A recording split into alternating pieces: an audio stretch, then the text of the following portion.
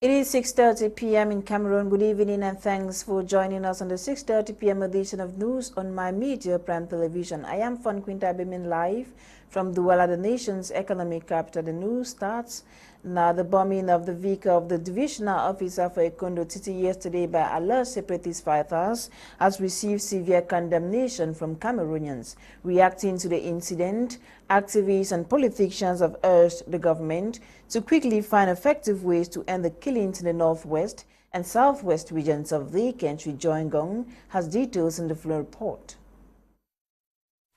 The population of Ekondo Titi, Anglophones and Cameroonians in general have been in total consternation after separatists blew off the vehicle of local administrative authorities in the subdivision a little after midday on Wednesday, March 2, 2022. The divisional officer for Ekondo Titi, Timothy Aboloa, the mayor and 5 others were killed after their vehicle stepped on an improvised explosive device planted by suspected separatists. The Ekondo Titi incident has, however, come under heavy condemnation from Cameroonian politicians and human rights activists. The deaths of the entire team that was killed yesterday in Ekondo Titi is, of course, extremely shocking for the nation. At the level of the Cameroon People's Party, at the level of Stand Up for Cameroon, for the past 5 years, we have said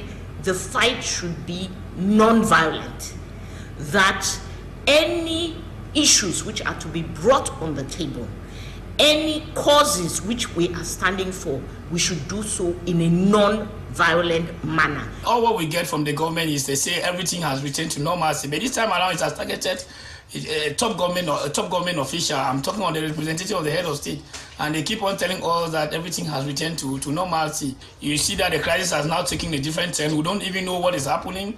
People now use the crisis to settle their personal scores, others use it to make money, others use it. So it's a whole chain that as of now everything is just in a very funny manner. So we are still calling on the government, because the government still has the responsibility, the yam and the knife, to still open for dialogue. Agbo Bala, leader of the Center of Human Rights and Democracy for Africa, took to his Twitter page, insisting that the divisional officer is a civilian, a known member of state armed forces, and must be protected at all times. Meanwhile, Cabral Libi, the president of the Cameroon Party for National Reconciliation, while condemning the act, urged government to consider effective ways to end the suicidal crisis, including dialogue, liberation of prisoners, and a peace accord. We want to say to the government of Cameroon, we have said for the past 5 years, and I was shocked to see the communique of the government of Cameroon with regard to the current invasion of Ukraine, that the government of Cameroon will be calling on parties to cease hostilities and open talks. So the government of Cameroon knows that conflict is resolved by the cessation of hostilities and the opening of talks. We would ask the government of Cameroon to apply the advice it is giving to Russia and Ukraine to itself. Ekondo Titi has consecutively been in the news for matters concerning the Anglophone crisis. On the 15th of June last year, 6 government delegates from Mundemba traveling by land to Ekondo Titi were abducted by armed separatists. One of them was later murdered, and the 5 others, till date, are still in captivity with their whereabouts unknown. Later in November 2021, 4 students and a teacher were killed during the crossfire at Government Bilingual High School, Ekondo Titi. Cameroonians were yet to recover from these killings before once again waking up to yesterday's bomb explosion. Meantime, the death toll has risen to 7, implying that almost all the occupants of the vehicle eventually died. Joint gang reports in there now government teachers across the country are not relenting efforts in their strike action, decrying deplorable conditions they have been living. Teachers of Lycée d'Aqua North in Douala this morning posed on the campus with placards complaining bitterly against poor treatment from government. Nora Kakebi visited the institution and now reports. The death choke strike action, which started last week by a teachers' movement called OTS, decrying the miserable conditions they face, has continued this week. Secondary education teachers in some schools in the economic capital, Douala, have this week prolonged their strike action to denounce the deplorable working conditions. At the Lycée d'Aqua North today, March 3, some teachers were seen out of the classroom brandishing placards and expressing their grievances. What we are fighting for is arrange or let everyone have the same right. We are fighting for a public right which is open for all the other services. In the other ministry like Ministry of Defense, Ministry of Post and Telecommunication, they have their documents which are forward right without any position, and they don't ask you any percentage to forward your document. But in our own ministry, every day before you start any engagement on each document, they will ask you a percentage to pay. They are asking for 20%, 30%, 25%. I had, for instance, the recover of my salary, which is almost 700,000, and in that 700,000, they're asking for 30%. How much am I going to get at the end? They maintain that the strike action will go on until their conditions are looked into by the state. When you are at home with your child and the child come and ask for the fees that they said later to pay the fees on Friday, that is on Monday. Now, when you do not react, it simply means that the student or the child will not go to school again anymore. We have kids here.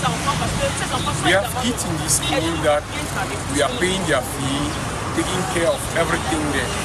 So now, you are asking me to know if they don't ameliorate my condition, permit to this child or to all those students to have a good education, a good way, good means to go to school. What do I do?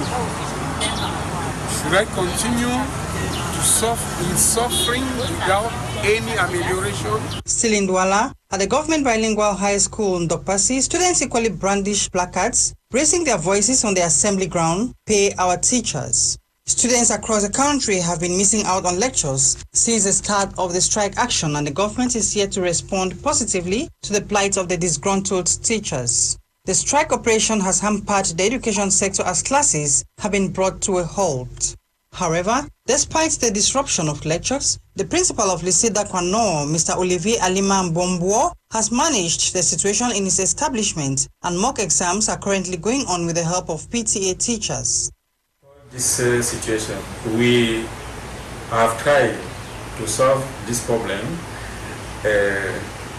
with the SS and teachers who are paid by PTA. It should be noted that the teachers have started evaluating students, giving everyone 20 on 20 as a sign of protest.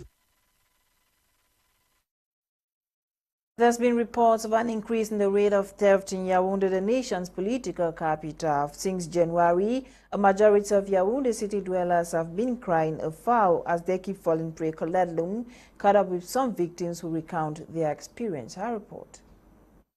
Yaoundé inhabitants have since the beginning of this year plagued with an increased theft. There has been foul cry in all angles, with citizens lamenting of losing one asset or another in the cold hands of thieves and armed robbers. They are bent on using all kinds of tactics. Some are specialized in stealing portable phones, some cars, goods and money from petty traders and shops. Meanwhile, some of these thieves venture via Momo and Orange Money services. January this year, I was a victim where a message came to my phone that I just received 125,000 funds. At the same time, somebody was calling to say, oh, I just mistakenly transferred money to your phone. And when I heard of that, I got a few from my phone. So I had to transfer the 125,000 the person talked off back to the person's phone. Shortly after I discovered, oh, there was something, there was a mismatch somewhere. I called the person back, oh, that what you said was not true. Said, oh, no problem, come to Wrong Point Damas or give back your money. I took my vehicle around there. He said, no, I just left for Tamtam weekend. I would left and went there. He made me move around the whole town after the robbery.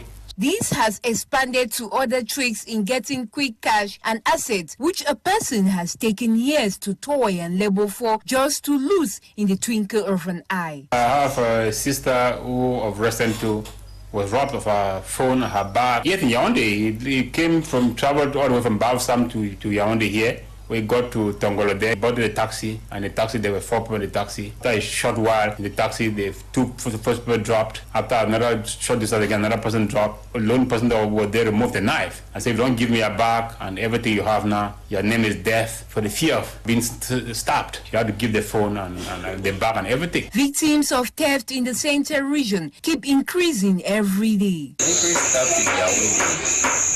There's an increased theft because many youths are jobless. State of insecurity, the citizens are not protected. Because they are defenseless. It's not stable. But even in the markets, people are grazed and their items collected. However, citizens can escape this phenomenon since it actually brings down the morals and affects a lot of people economically. Last week, I went and parked my car in front of one office and I went inside to do something. Then I heard an alarm. Then, after a while, I came out and I checked. I discovered some guys about entering the car to go with him. Everyone exempted from the act of theft is therefore called upon to be more vigilant. The Minister of Territorial Administration, Paul Athanganji, has handed over the keys of 40 service cars to senior divisional officers and divisional officers of Cameroon. The keys were handed over at the esplanade of the Yaoundé City Council yesterday, March 2nd, 2022. Details right ahead. To ease the mobility of senior divisional officers and divisional officers in their respective areas of command, Territorial Administration Minister Paul Athanganji has handed over the keys of 40 service vehicles to these authorities. Ladies and gentlemen, the Head of State His Excellency President Paul has attributed 40 new vehicles to administrative authorities, senior divisional officers and divisional officers. It's a very important event if we take into consideration the cost of these vehicles at a time when the global finance is faced with negative impact of COVID-19. We sincerely thank the Head of State, His Excellency President Paul, for this great gesture, aimed at facilitating or better still improving the working conditions of administrative authorities. The cars that constitute pickup trucks, Corolla cars and four-wheel drive Fortuners were distributed at the esplanade of the Yaoundé City Council Wednesday, March 2nd, 2022 on instructions of the Head of State. Handing over the gift, the civil administrators were urged to handle the cars with care, giving them tips on maintenance. Before officially handling the vehicles, I thought it necessary to say a word on maintenance. How do we service a new car? Is what I have to explain. It's very important to know that after 1,500 kilometers, you have to service your car. And this is done freely in the different workshops of Kamiteroda. Then after 4,000 kilometers, you have to do a second revision to service the car, which basically you have to change the engine oil, air filter, oil filter, and other small parts. Then after this, the service becomes a routine, because when the car is,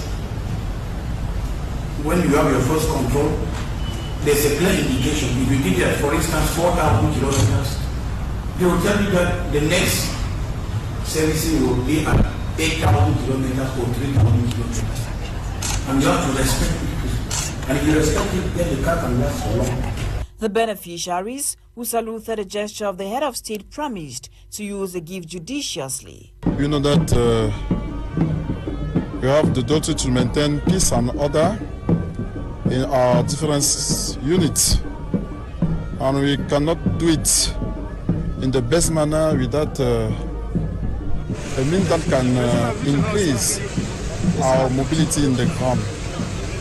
So we are very happy to receive this important gift, this important material that will increase our mobility in the ground, as I have said, and permit us to be at the level of our duty. The keys of the brand new vehicles were handed over to beneficiaries after a test drive by Territorial Administration boss Paul Athanganji.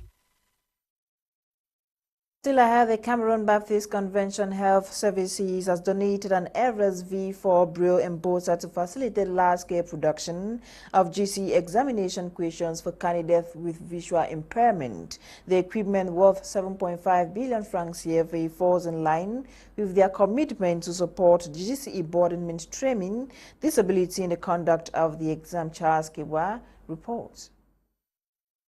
The Cameroon Baptist Convention CBC Health Services, within the framework of collaboration with the GCE board, donated to the board an Everest V4 Braille embosser to facilitate large-scale production of the GCE exam questions for candidates with visual impairment writing the GCE exam. The Everest V4 Braille embosser, worth over 7.5 million, handing over the equipment, the director of the Cameroon Baptist Health Services, Professor T. Pius Mufi, appreciated the registrar for his reasonable accommodation measures in the conduct of exams, including but not limited stroke provision, additional time to candidates with disabilities, and the creation of special centers in some regions of the country, set in line with the Cameroon Baptist Convention Health Services commitment to support the GCE board in mainstreaming disability in the conduct of exams. And very relevant because children that are living with various forms of disabilities, especially those that do not see, they need to have good access to GCE questions, answer them appropriately, and they should be corrected to reflect the level of their knowledge so that they can benefit from the education that is offered in Cameroon. He promised they will facilitate the GCE board, given the donation and advanced technology to facilitate exam preparation by the board is modern. The embosser we have given now is more modern. It's modern, more than the one that the GCE board has been using. And we believe that with modern technology, you can have better output of what you do. And therefore, it will braille faster. You also have higher quality of the material that is brailled, and you help the students at least to have access to good material to answer when they go to the GCE examination. Dang Ako Dominique, GCE board registrar, appreciated the donation, said it's a challenge now for those without disability. He encouraged the CBHS administration to bring more, and why not put up structure at the GCE board premises that will accommodate the physically challenged have as their library. He promised to make good use of the equipment donated. Donating these machines, the CBHS has put at the disposal of the GCE board its technical team to provide orientation and effective use and management of this equipment. Even in the future, if there's any breakdown, we will be at the disposal of the board to do maintenance just in time. So we expect to gain more capacity to use. In addition to the donation we've seen today, we are going to train staff. It should be noted, in the last quarter of 2021, in collaboration with the General Certificate of Education Board, the Cameroon Baptist Convention Health Services led an investigation to further understand the challenges of organizing inclusive end-of-course examination by the board. The Sor community in Fako Division, Southwest region of Cameroon has organized a cultural festival, the Cultural Jamboree, which began with a Thanksgiving Mass at Catholic Church Mutengene, was celebrated under the theme Culture, Our Only Hope. Catherine Ekongwe completes the story. The ongoing social and political crisis affecting the two English-speaking regions of Cameroon for over 5 years now has had far-reaching consequences on most social, cultural and economic activities. In order to forge ahead and sustain a bright future and successful transfer of cultural values from one generation to the other, the Nsor community in Fako Division organized a cultural jamboree to bring together sons and daughters of Nsor. We decided to organize this day in order to showcase our culture. You know, most of these activities are because nowadays it's so difficult to our villages. Our children for some years have not been able to go back home to learn their culture, to know what it takes, what it obtains in the Nsor culture. So we decided to organize so that our children should also be part of this, our cultural festival, and learn what happens when a Nsor man goes out in a jamboree, when a Nsor man has a cultural week, when a Nsor man has a cultural day. So it is for us to showcase our culture. This festival, which has as theme Culture Our Only Hope, began with a Thanksgiving Mass at the Catholic Church Mutengene, wherein natives of Nsor praised and thanked God for their existence in Lamso.